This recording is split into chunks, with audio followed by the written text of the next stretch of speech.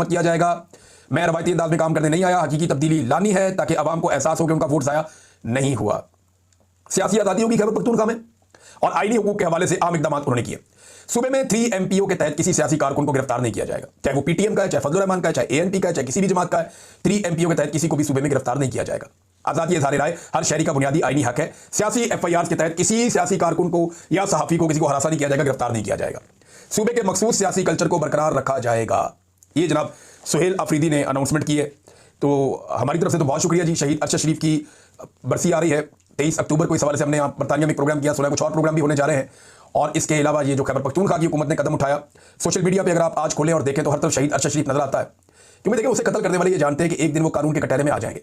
वो जो मर्जी कर ले, जितनी मर्जी जाली इंक्वायरियां करवा ले, जितनी मर्जी फाइलें बंद करवा ले, एक दिन ये कुर्सी उनके साथ नहीं रहेगी, लेकिन हम लोग यहाँ पाकिस्तानी मौजूद रहेंगे और पाकिस्तानी अपने इस शहीद का हिसाब लेंगे और ये हिसाब देना पड़ेगा। ऐसा नहीं है कि ये बच जाएंगे। नाज़रीन, पाकिस्तान और अफगानिस्तान की जो जंगबंदी हुई है ना, इसमें एक चीज़ हमें अपने ध्यान में रखनी पड़ेगी कि चाइना ने दोनों मुल्कों पर इन्वेस्ट किया हुआ है। 50-60 अरब डॉलर चाइना ने पाकिस्तान पर लगाया हुआ है, एग्जैक्ट फिगर मैं निकालूंगा किसी टाइम। और अफगानिस्तान के ऊपर भी चाइना ने टिका के इन्वेस्टमेंट की हुई है। अब दोनों मुल्कों पे चाइना ने पैसा लगाया हुआ है, तो वो क्यों चाहेगा कि ये दोनों मुल्क आपस में लड़के इंफ्रास्ट्रक्चर को तबाह करें? सबसे बड़ा प्रॉब्लम जो है ना, वो इस रीजन का जाइंट चाइना है। तो चाइना का प्रॉब्लम ये है कि हमने तो पाकिस्तान पे पैसा लगाया हुआ है, हमने अफगानिस्तान पे भी पैसा लगाया हुआ है, हम तो यहाँ से ट्रेड करना चाहते हैं, तजारत करना चाहते हैं। ये एक दूसरे से अगर दुश्मनी पैदा करेंगे तो ट्रेड कैसे होगी? यानी चाइना तो यहाँ से गुजर जाएगा, लेकिन माहौल वो नहीं होगा ना तजारत वाला, और दीगर मसाइल पैदा हो जाएंगे।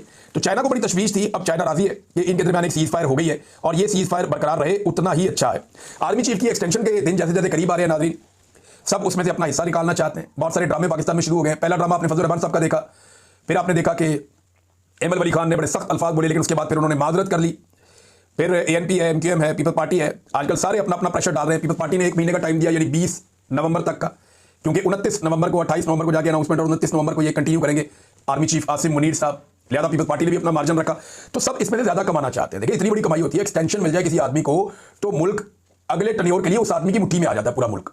वो स्याह और सफेद का मालिक बन जाता है। वो जो चाहता है वो करता है। ये कारोबार बंद कर दो, ये वाला चला दो, जो चाहता है इस मुल्क से ताल्लुकात बना लो, इससे बिगाड़ दो, जो चाहता है। वो ये वज़ीर आज़म वगैरह सदर पाकिस्तान सारी कठपुतलियां हैं, ये लटरम पटरम होते हैं पाकिस्तान में। फिलहाल जो आदमी खड़े होने की कोशिश करता है उसका इमरान खान जैसा हाल करती है पाकिस्तान की मिलिट्री एस्टेब्लिशमेंट।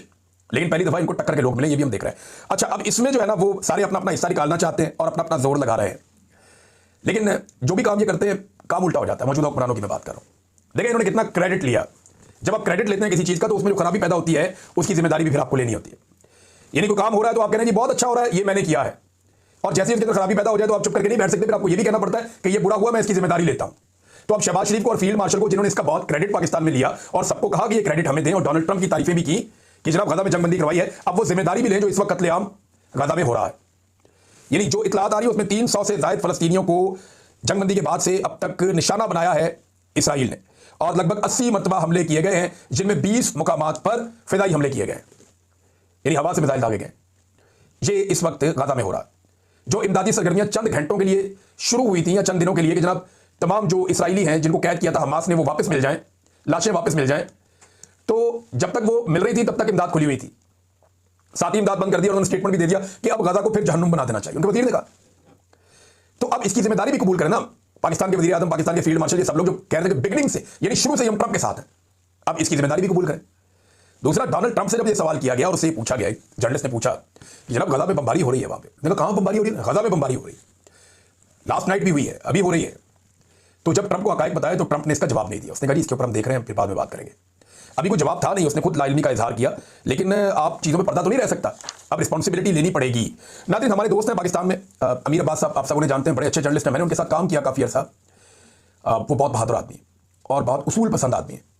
यानी अमीर अब्बास उन चंद लोगों में से एक है जो नताइज की परवाह किए बगैर मैदान में आता है। तो अमीर अब्बास साहब को एक मरतबा फिर, ये पहली दफ़ा नहीं है, पहले कई दफ़ा उनके साथ ये हुआ, एक मरतबा फिर अमीर अब्बास साहब को नौकरी से फारिग कर दिया गया। ये बहुत मजबूत साहब का मालिक है, ये भी इनसे नहीं टूटेगा। और मजे की बात यह है कि कई लोगों को जब नौकरियों से फारिग किया जाता है तो वो खामोश रहते हैं और अपने वक्त का इंतजार करते हैं। हर एक की अपनी स्ट्रेटजी होती है ना। ये अमीर अब्बास वो भी नहीं है, ये चुप करके नहीं बैठेगा, ना ये अपनी बारी का इंतजार करेगा। ये मुज़ाहमत में बिलीव करने वाला आदमी है, जितना मैं अमीर अब्बास को जानता हूँ। तो अमीर अब्बास को एक मरतबा फिर फारिग करके इन्होंने एक और अपने पाँव पे कुल्हाड़ा मारा है, हमारे एक और साथी को इन्होंने निशाना बनाया है, और ये सिलसिला बड़े लंबे अरसे से जारी है, लेकिन एक दिन आएगा ये भुगतेंगे। नाज़रीन, जो 26वीं आईनी तरमीम का केस चल रहा है ना आईनी अदालत में, वो बड़ा दिलचस्प रुख इख्तियार कर रहा है। वो जो हमारे कोर्ट रिपोर्टर हैं बहुत सारे दोस्त, आप उनको सुन लिया करें, वो आपको सारा बताएंगे कोर्ट में क्या हो रहा है। मैं आपको सिर्फ एक दो चीज़ें बता सकता हूँ। एक तो ये है कि वकला ये कह रहे हैं कि जनाब इसको ले जाएं उन जजों के पास जो इसके बेनिफिशियरी नहीं है 26वीं आईनी तरमीम के।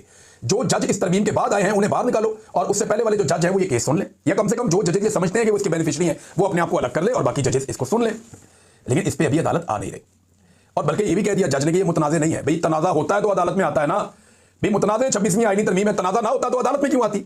अदालत में तो आता ही डिस्प्यूट है, तनाज़ा ही आता है। अकरम शेख साहब ने अदालत के अंदर जब यजीद की बैत से इनकार का जिक्र किया तो आईनी बेंच के सरबराह जस्टिस अमीनुद्दीन खान ने यह बर्दाश्त नहीं किया।